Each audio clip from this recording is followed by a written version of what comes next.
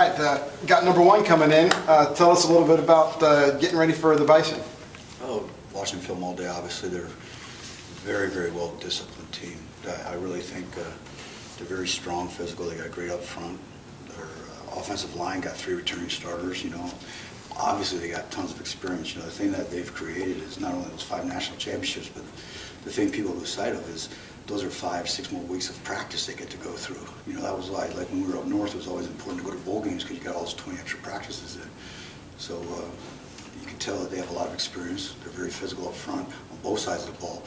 96, their defensive end, is a man-eater. He's like the beast of all the beasts. They have a very physical front four. Their linebackers are very fundamentally sound. I think their corners, they play field and boundary, and their safeties do a great job of fitting in and running. They also do a great job of covering. Then on offense, their offensive line is very stout, very strong. They got a tight end, which is a little interesting tidbit. Wentz's cousin is one of the tight ends there. They got the 2 really good receivers.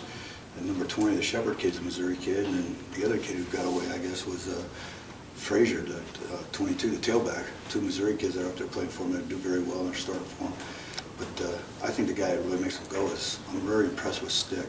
That kid, number 12, is very talented, he looks very intelligent, knows where to go with the ball, throws a heck of a spiral.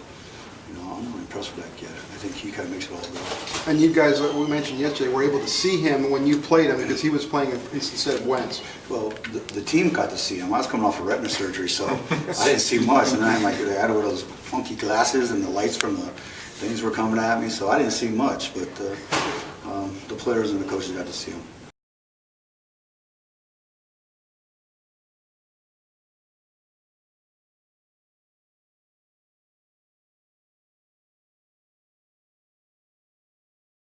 And if you ask the players, they're probably smarter than me, so they understand the challenge. And and I don't mean any disrespect by this, but you can't make the challenge bigger than what it is. The challenge is for us to get better. The challenge is within ourselves. It's not the other team.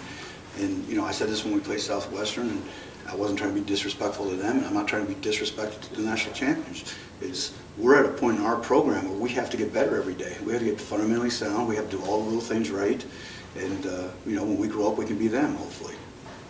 You mentioned a little bit also last night about going through this week of practice the same as always, to where the guys don't get too hyped up, too hyped down with the opponent if you're always doing what you need to be doing practice-wise. Absolutely. Consistency is the unbelievable key. You have to be consistent in everything you do. Just like with the coaches, we were in here at 6:30, 7 o'clock in the morning, and we rolled right through our routine and our checklist and how we do it. So we're prepared consistently for them, just like any other team. So we don't change our consistency. Players can't change their consistency. They're all in here filtering through the day on Monday because it's their day off, and voluntarily. So Shamika doesn't come out the door and start hitting me. They're in here watching video and doing their studying. So when they come in here and coaches start talking about the game plan tomorrow, they have an understanding of what they're going to see and what they're going to expect. Looking back, I didn't notice it at the time, but the offense being able to carry those plays, I think it was a 10-play, an 11-play, and a 14-play series in drives for your Bears. This is Lambert's job last week, and your coaches, just how were they able to get that game plan over there? They did a great job of that, but the people that you forgot about that whole scenario was the offensive line. The offensive line managed the ball, when I say managed the ball, sustained blocks, opened up holes for the running backs. Brody did a great job commanding the overall offense. And the offense, everybody's worried about this co-coordinator. Earlier in the season, our offensive staff works really well together.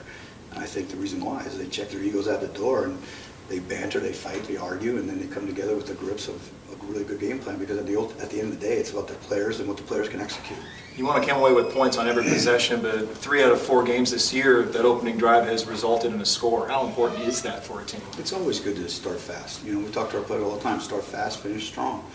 And the offense is doing that really well. And I think as a team, we finished really well last week.